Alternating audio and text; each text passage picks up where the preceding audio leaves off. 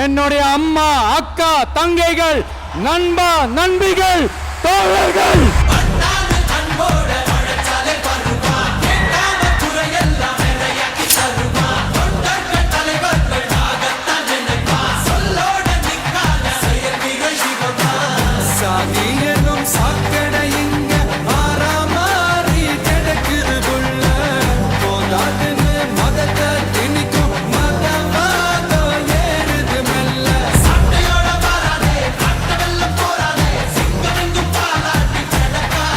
மக்கள் எல்லாத்தையும் உன்னிப்பா கவனிச்சிட்டு இருக்காங்க. அதனாலதான் சொல்றேன், உங்களுக்கு நீங்க கொள்ளையடிச்சு வச்சிருக்கிற காசு தான் துணை.